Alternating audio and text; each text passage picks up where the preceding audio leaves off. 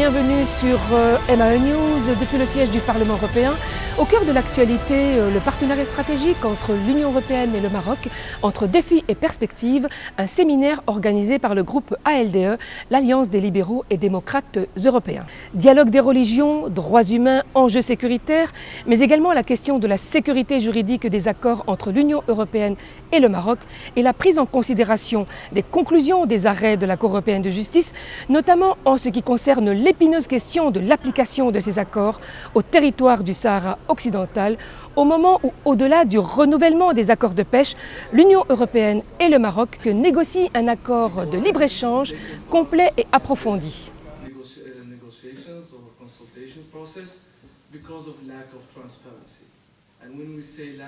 Discutez avec nous, nous suspendons les procès. Nous sommes pour une discussion, nous sommes pour le contact. Comment la Commission peut-elle nous faire croire que la situation est complexe à un tel point parce qu'il y a un régime d'autonomie, que peut-être, que je ne sais pas, que ceci, que cela. Mais ce n'est absolument pas votre problème. Excusez-moi de vous le dire. Et depuis les décisions de justice, nous avons une salve de procès à faire partir qui serait dirigée contre les entreprises. Et pour le moment, nous ne l'avons pas fait. Mais maintenant, il y a une date. Cette date, elle n'est pas de notre fait. Elle est du fait du Conseil qui donne mandat à la Commission, alors qu'il vient d'avoir cet échec cinglant. Pour ce qui est de l'argent qui va venir de l'exploitation, la proposition claire qui m'est demandé de faire, c'est de dire que ces fonds sont déposés sur un compte spécial, tant que l'affaire de l'ONU n'est pas réglée. C'est-à-dire que ce n'est pas faire l'exploitation pour enrichir le Front Polisario, on dépose cet argent sur un compte spécial. Et on demande, sous l'égide du Parlement, parce que la Commission semble un petit peu aux abonnés absents, nous avons limité les procès contre les entreprises, nous allons tous les engager, si ça fait. Et on me dit, alors tu vas détruire le circuit économique. Ce n'est pas mon approche. Mon approche, c'est de couper le financement de la colonisation. On va commencer par les banques. On prendra les compagnies d'assurance. On prendra les États qui donnent les agréments. On prendra les grandes entreprises. On prendra les exportateurs. On prendra les sociétés de pêche qui est ici. Nous avons un plan. The EU, the High Representative, has the interests of the Sahrawi people very, very, very much at heart when in her approach to the Western Sahara issue, and there is a tremendous wish to try and bring that process further and to help the UN do its work and get a result. The process has been in a stalemate for far too long, unacceptably long, and we need to do something about it. And one of the reasons why is the fact that, of course, it's totally horrible to know that, I don't know, 160,000 people are sitting in the sand, in the burning sun, already for 40 years. So that humanitarian drive is very much part of our thinking, hence also, of course, the fact that the EU has been delivering humanitarian aid for the past 20 years, 10 million euros per year to the refugees in Tindouf. We had to speak to everybody in order for our consultation process to be credible, legally credible, and particularly politically credible. There's no other way.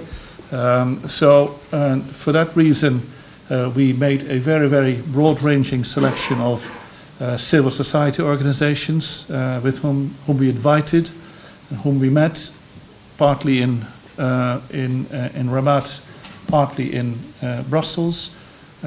Many accepted, a number declined the invitation for political reasons of their own. Totally respect that, but we did it. We invited Frente Polisario to our office here in Brussels, and the meeting happened. We had sent a list of topics for that meeting, and one of the topics, I think there were 3 or 4 topics, and one of them was definitely the follow-up to the court process ruling and for agriculture. So there was absolute transparency. Est-ce que on va ouvrir le débat sur le peuple corse, le peuple irlandais, le peuple catalan, le peuple galicien, je veux dire, là où à chaque fois qu'il y a une langue commune, une culture partagée, les Bretons, les Celtes, j'en sais rien, on va se retrouver dans un débat dans lequel on va considérer que le principe d'autodétermination doit s'appliquer pleinement. Eh bien, écoutez, vous êtes... c'est une décision compliquée. Et c'est pour ça que vous n'allez pas avoir des débats faciles.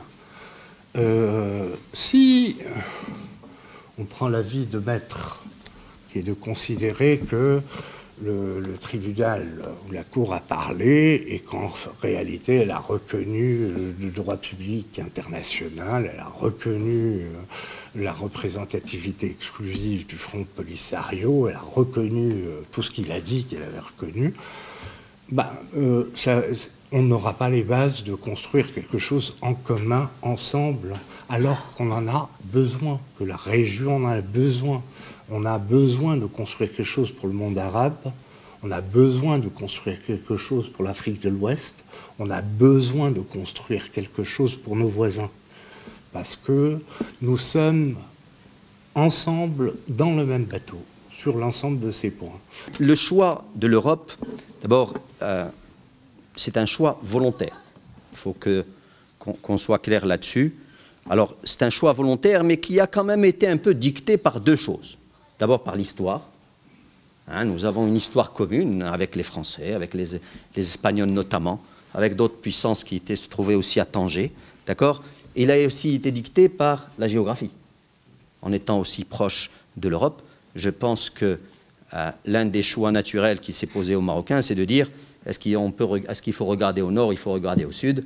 Mais bon, regarder au nord nous semblait déjà, vu l'histoire, quelque chose d'important à faire. Troisième point, c'est un choix naturel parce que dès l'indépendance, nous avons opté pour une économie de marché, comme M. Ben Abdelazzer, qui s'est ancrée naturellement à l'économie européenne. C'est aussi un choix volontaire parce que nous avons une diaspora marocaine très importante dans les différents pays européens. Et enfin, c'est aussi un choix de société, c'est aussi un choix de valeur. Et souvent, les Européens, de là où ils se trouvent, ne comprennent pas assez cette dimension-là. Vous savez, le Maroc est une société qui avance. Parfois, elle avance vite sur certains sujets, parfois moins vite. Je crois que Mme Haddo a dû vous parler de certains sujets où on avance vite ou d'autres on avance moins vite. Parfois, on fait 2 pas en avant et 1 pas en arrière. Mais c'est mieux que de faire un seul pas en avant et 2 pas en arrière. Mais donc, on avance. Et les gens, comme c'est une société qui est plurielle, toutes les factions, toutes les composantes de ces sociétés ne sont pas d'accord avec les choix qu'on peut faire. Le choix de la modernité, le choix de l'Europe, etc. D'autres préfèrent regarder plus vers l'Est, d'accord, que vers l'Europe. Et donc, c'est important qu'on réussisse ensemble ce partenariat. Parce que ça nous permet de nous développer. Souvent, je dis, et un ancien Premier ministre disait ça, c'est bien les Européens de nous pousser, mais il ne faut pas nous pousser trop vite pour qu'on ne tombe pas.